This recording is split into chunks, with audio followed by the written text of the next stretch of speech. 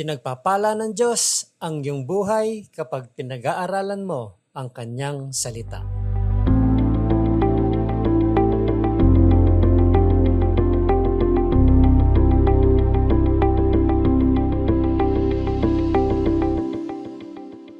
Kamusta po kayo?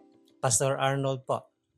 Kung gusto mong malaman kung ano ang gusto ng Diyos para sa buhay mo, makikita mo ang sagot sa Biblia. Ang salita ng Diyos ang sentro ng Kanyang kalooban.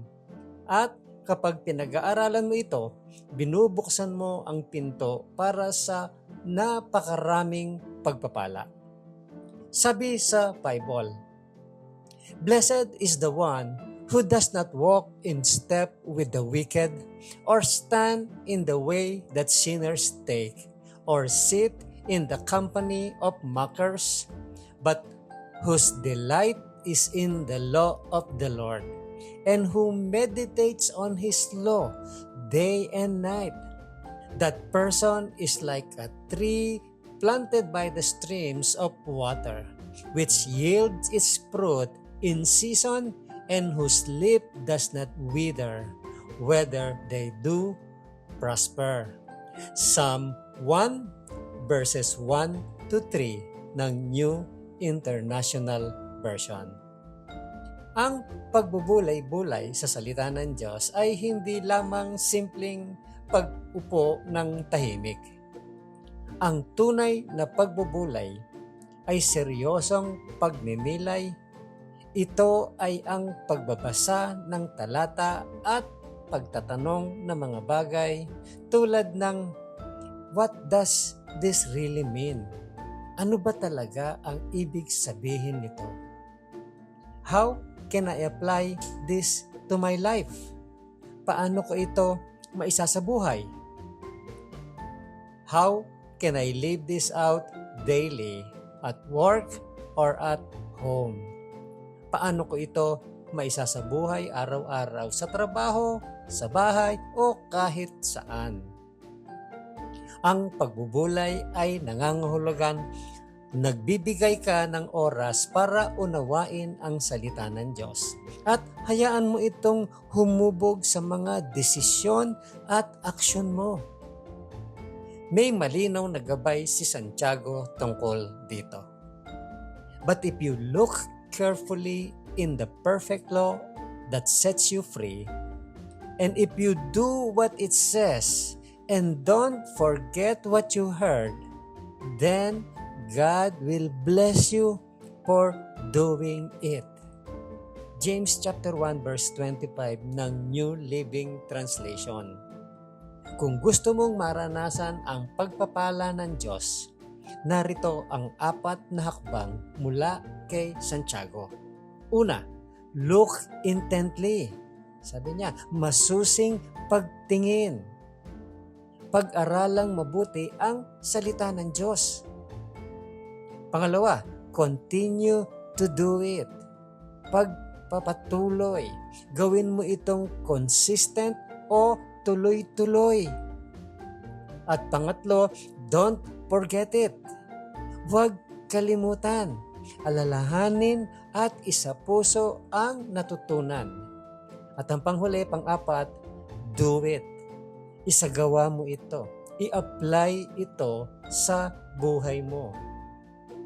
Ang masusing pagtingin o look intently ay hindi basta-basta pagbabasa lang.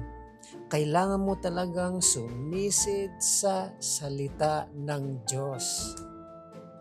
Huwag kalimutan. Don't forget it. Sabi ganon. Nangangahulog ito. I-memorize o isulat para matandaan.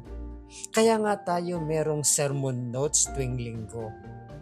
Ayon sa research, nakakalimutan natin ang 95% ng ating naririnig sa loob ng 72 hours. Ang pagsusulat ay tumutulong para maalala at maisabuhay ang katotohanan ng salita ng Diyos. Ine-emphasize din sa Bible, huwag lang makinig sa salita ng Diyos. Isabuhay mo ito.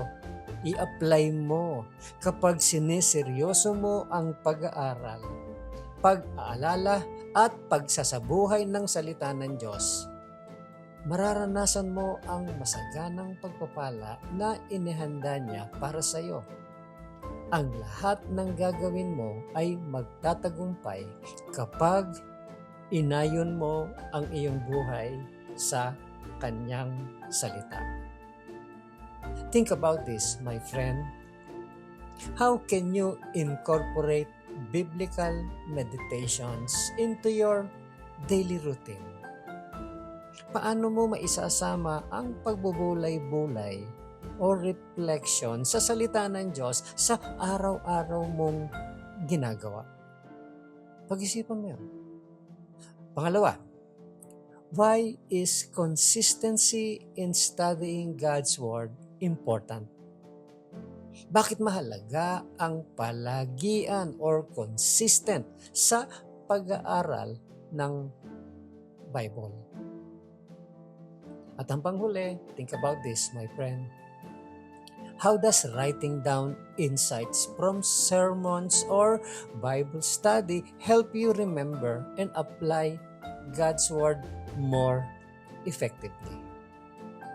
Paano nakakatulong ang pagsusulat?